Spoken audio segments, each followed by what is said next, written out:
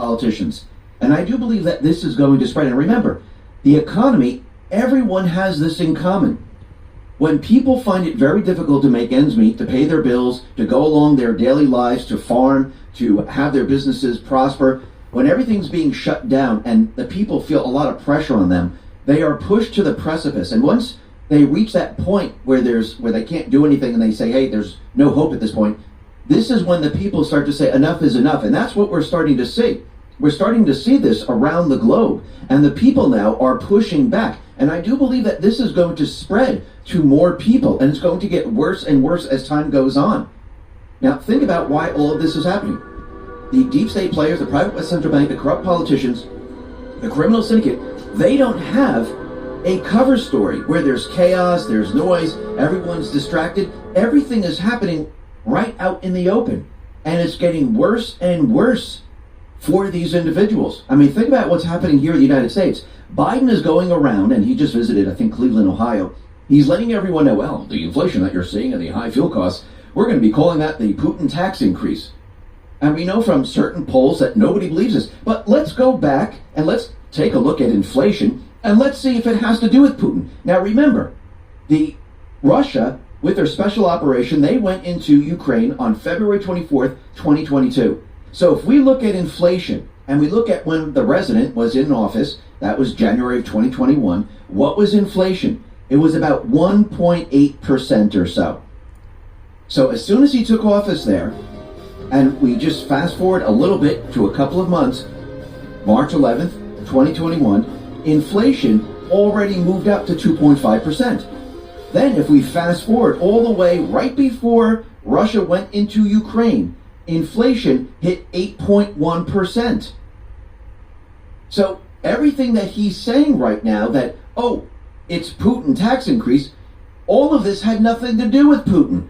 It was happening way before this. Nothing was shut down. Nothing was happening. Remember, Ukraine is a tiny little country in the middle of nowhere, and they're trying to make us believe that everything that we're seeing, the food shortages, grain shortages, the fuel shortages, the fuel increases, inflation, is all because of that. Now, let's go back in time. Remember what Trump did to this country.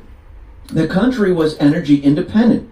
Biden came in, and now the country is no longer energy independent. If the country was energy independent and we didn't pass that stimulus bill, Build Back Better, which is not happening whatsoever, would we be seeing these problems? No, we wouldn't. And would the strategic oil reserves have to be tapped? They wouldn't. So this was put into place for a real emergency. This is not a real emergency. This is an emergency that is created by the deep state, by the private West Central Bank, by the Biden administration. Of course, he's the front man. We know the people behind him. They're the ones who created all of this. They're the ones who are causing the problems. And where is all this oil going? It's going to Europe and even China. Now, think about this for a second. We are sending oil to China while the people in this country are having a problem with fuel prices moving up. I think that tells you everything you need to know. And when the question was asked to Karine Jean-Pierre, she doesn't know why millions of barrels of oil are released from the U.S. Strategic Petroleum Reserves and are sent to China. She has no clue. She can't answer these questions. Remember, from the very, very beginning, when the resident was talking about what he was going to do, he said, we're going to be moving away from fossil fuels. We're going to shut down the pipeline. We're going to do all these things, and he keeps telling us, we're in this incredible transition. They told us what they were going to do, and they're doing it. And now people can see the results of all of this. People start to realize, well, wait a minute, this is not something that we wanted. We didn't want you to shut down everything and fuel prices start to skyrocket. We don't want inflation. We don't want our currency devaluing. We don't want any of this. So if he's giving the strategic energy reserves to an enemy, because the FBI and MI5 just came out and said, yes, China is our enemy. It's our public enemy of America. Is this a national security issue? Because why is all the oil going there? This is a major, major problem. But the people of this country, they can see this very, very clearly now. They are realizing what is going on here, and they're realizing that this isn't right. And the people now are starting to figure it out. Herschel Walker responded to Reverend Raphael Warnock, and this is what Warnock put out there on Twitter. Oil and gas companies are engaging in price gouging.